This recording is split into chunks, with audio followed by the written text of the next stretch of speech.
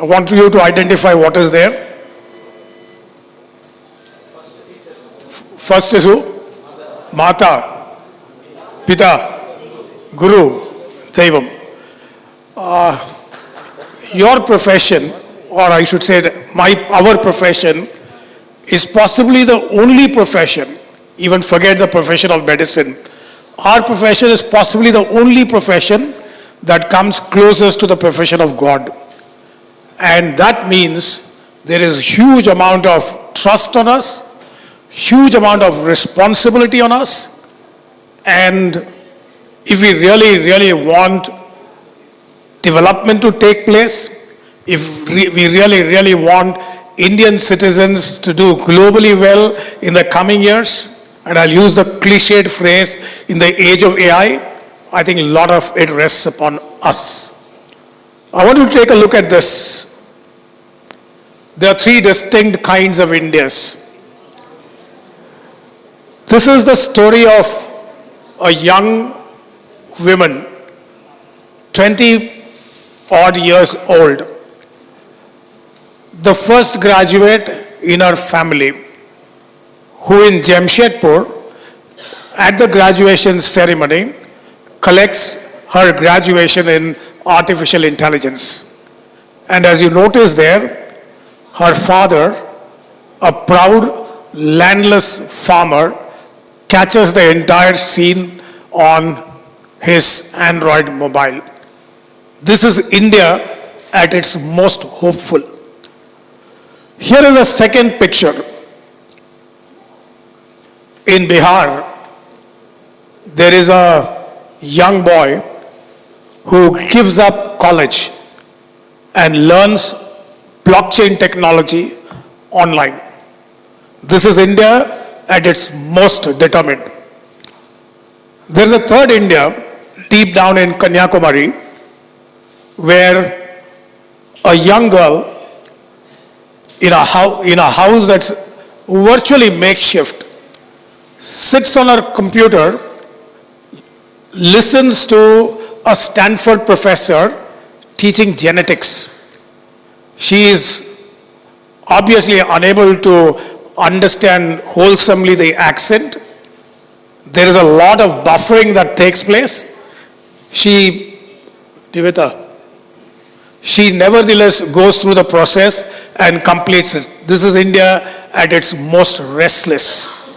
There are three distinct kinds of India, but the harsh reality, I must tell you this, and I can take the liberty of saying, because like you, I have taught 25 full years chartered accounting students in large format classrooms. So I can take the liberty of saying this. We in our country, when it comes to education, are looking at scale minus cohesion. Scale without cohesion. We're all very proud of the fact that there are so many colleges in our country today. We're all very proud of the fact there are so many universities in our country today. We're all proud of the fact that there are thousands of students who come to our colleges. But I really doubt whether there is cohesion, for the simple reason that bulk of our responsibility stopped the moment the student got placed or the student wrote his exams. And it is not that everybody gets the same treatment, and I'll tell you that. This is about access without equity. Today, unlike the time I came out of the Institute of Chartered Accountants of India, today, unlike then, there is a lot of access.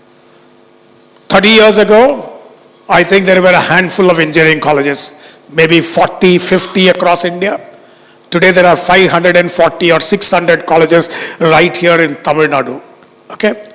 But everybody does not get the same kind of education. A boy who comes to IIT, or one who goes to NIT, or one who goes to some of those top-rung engineering colleges, gets a very different kind of education compared to people in other parts of the country. It's much the same even, forgive my repeated giving the example of CA because I relate with that. It's also much the same in CA where a guy who studies or does his internship in the Big Four versus who does in one of those smaller firms gets a different kind of access. So it's access minus equity. These are the two hardcore realities. So the question, the brutal question, if I can put it that, beyond this story of equity, is about, can our graduate function from day one? There are only two professions where I think graduates can work from day one. Don't take offense. One is the profession of medicine, because these are boys and girls who have gone through house surgery. The other possibly is the profession to which I belong, the chartered accounting profession, because boys and girls go through internship across now 2 years, earlier 3 years. I'll show you a video. This is not representative of any particular profession. This is true of every profession, including the two professions that I named. Watch this. A problem you've never seen before. Well, I would. So the question was, how do you approach a problem which you had never encountered before? And the boy has no answer.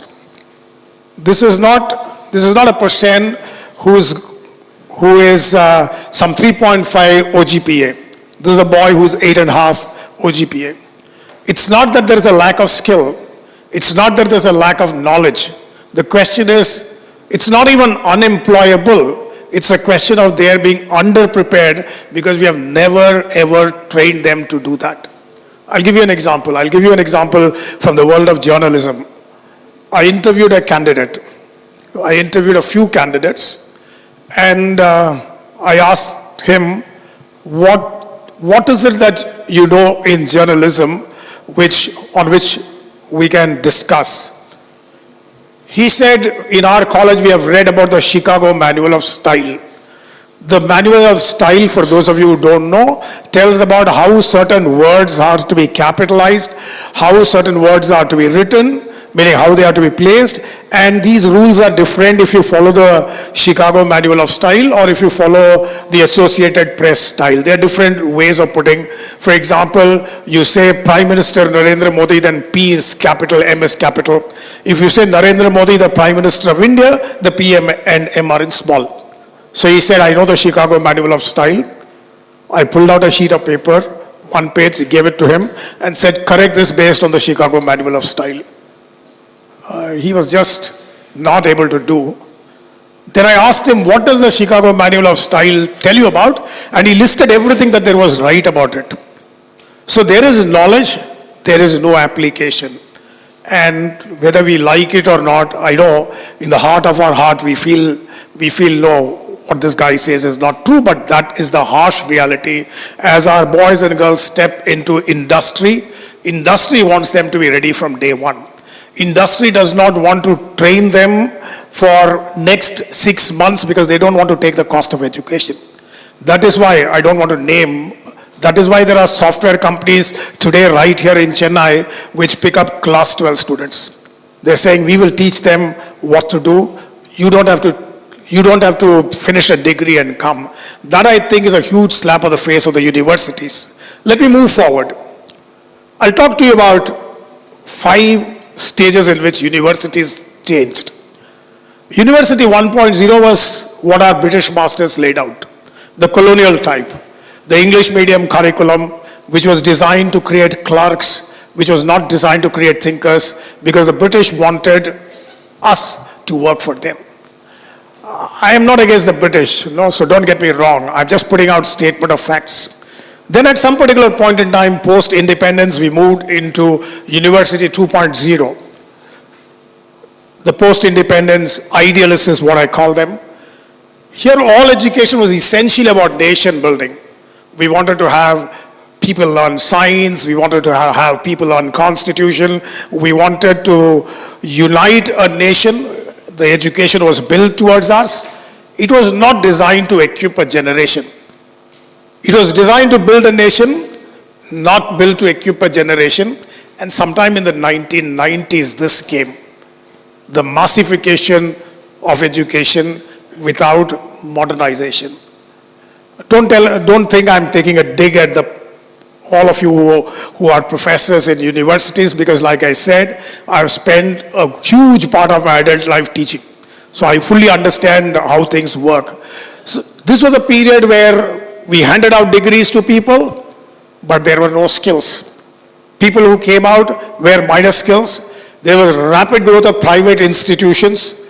They did an honest job. All of them did an honest job. There was nobody in India who, if he was willing, would not get graduated. But even if he tried his best, the skills were not necessarily there. Each of these universities was important for that period of time. Each of these stages of universities was important for that period of time and was important perhaps in the context of a nation. But none of these really met the most important requirement that if I were to come from a institute, what I would want to have, none of them built skills. None of them made us employable. None of us made the graduates employable. University 4.0, into which we have stepped in sometime in 2010, is that much better. It talks about learning that lasts. It talks about building a career that counts. It talks about having courses where you do your graduation, but you do with multiple courses. For example, you want to graduate in commerce, it will also have a course on business writing, it will also have a course on maybe psychology. No, there is a menu of courses from out of which you pick. So it was interdisciplinary. It was flexible education. All of this looks like progress. But I don't think these have been really progresses, because in no stage, like I said, except in stage number 4, did we really address the issue of employability. This is where we are stepping into. This is where we are stepping into. This is where 2025 and beyond will be like. University 5.0, purpose-led, sustainability-anchored curriculum. Let me tell you, today's generation, I interact with a lot of them, people born 2000 and beyond, you give them whatever label you want, or 2010 and beyond, Gen Z, Gen Alpha, whatever, they are not interested in necessarily earning. I'm not saying that they are non-mercenary, they want to earn, but for them what is far more important is what is the contribution that I'm making. In other words, while my generation would never want to give up a job, or while my generation would always say, hey, the boss is right, what he said, let me carry out. Today's generation is not that. They want to know, why are we doing this job? What is its purpose? They want to be in the entire chain of learning, and that I think is good. We all think we have stepped into 4 and 5. No. Most of us are in 2.5. Somewhere between 2 and 3. Whatever label we might give. And like Anbu was trying to tell you a little while earlier, both he and I, along with Mr. Anil, are working on a book which we have not yet named.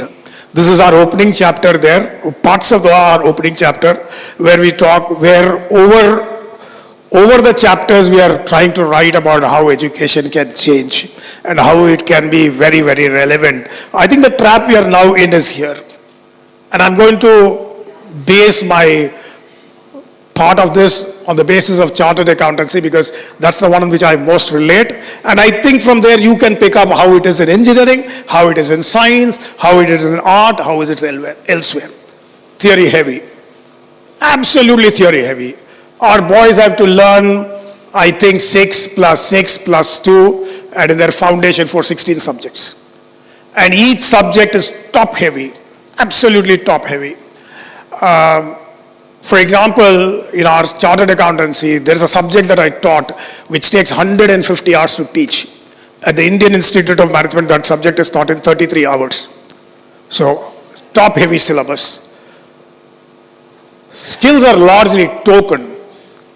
I don't want you to take this amiss, but 30 years ago or 35 years ago, at every alternate semester, I don't know what the scene is now, a graduating engineer would spend 3 months in industry.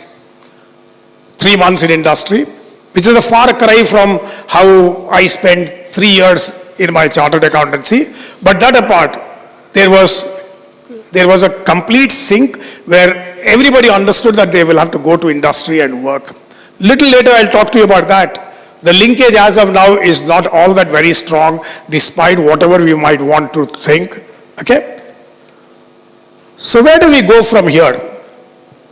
Because today education is pulling us in different directions. Up there in the north, where I talk about demography, lots and lots of developments are taking place in tier 2 and tier 3 cities. But there is a resounding gap between admission and success. I'll talk to you about that a little while later. Out there in the east is about technology. We are talking about artificial intelligence. We are talking about learning. Technology is reshaping learning. Technology is no longer a support infrastructure. Technology is the way that the entire world will learn. My own sense is that every business will one day be run by technology. Just the world where technology runs your cabs on the road. Okay? Out there in the east, if you look at it from the perspective of east, jobs are growing faster than curriculum. That's the reason why there is a gap between industry and academia. I think it was Ishan Kapoor who talked about the need to upgrade our syllabus, if I got him right, every third month. While that is, I think, pretty rich, it's very important that there is a targeted upgrade in curriculum as fast as is possible. There's a lot of gap industry does not want people with degrees. Industry want people with execution skills. That's what one of those panelists said about, I think she talked about how they expect people to do rather than ask. And I told you about this a little while earlier about purpose. Gen Z today wants to know what they will contribute, while they will contribute, etc. Let me move forward. This is just from a 30,000 feet level. Let me move forward. As universities, you have three choices. You can become an employability hub, which means that people from your university will definitely get placed. That's one objective that you can have. You can also become a beacon of research, like many of these Indian Institute of Technologies are becoming. Or you can try to become an innovation engine, like what Stanford has done, or like what Harvard has produced. Those of you who don't know, let me tell you, Harvard has produced 8 presidents of the United States of America. Okay? But if you try to do all of this, if you try to be all of this, my sense is that you will end up nowhere. You will be indistinguishable.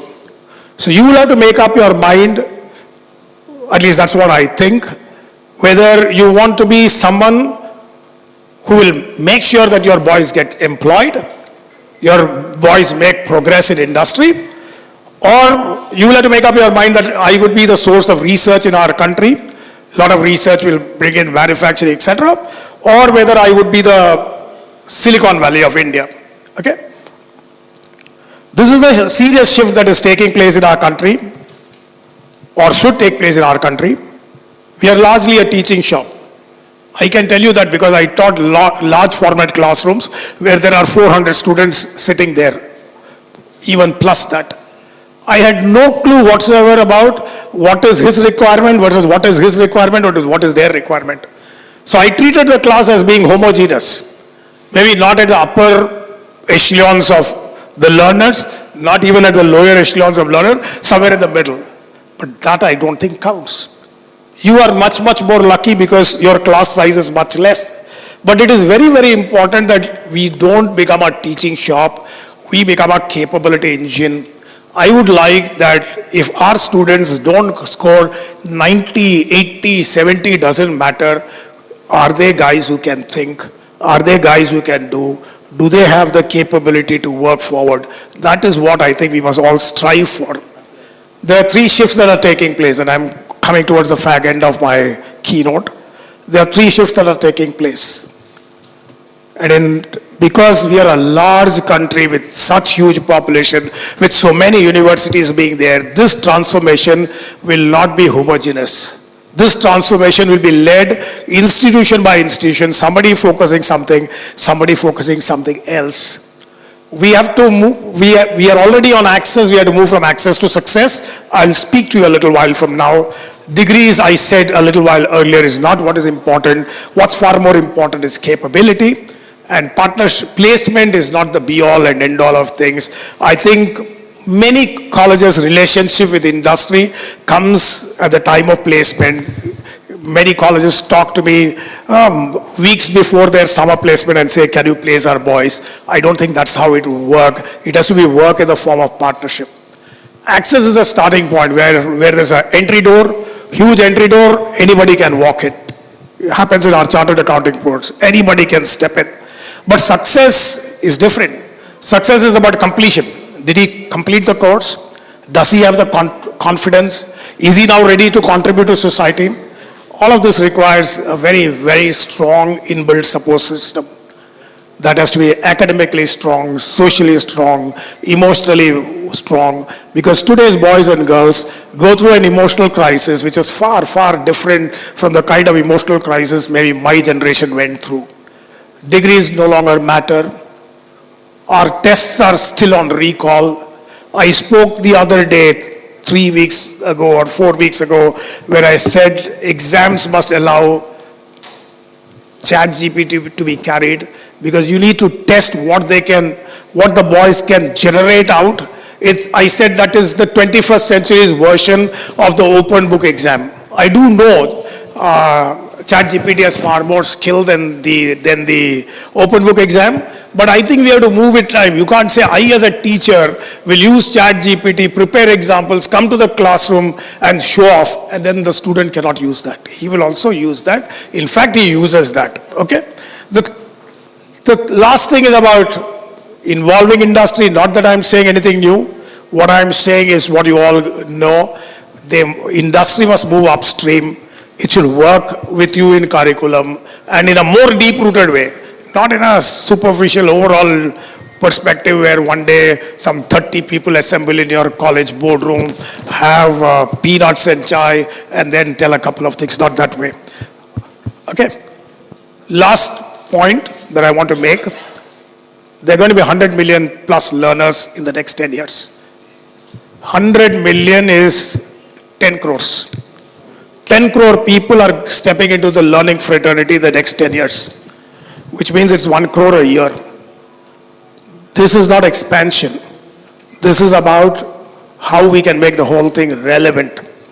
This is about making the whole thing relevant.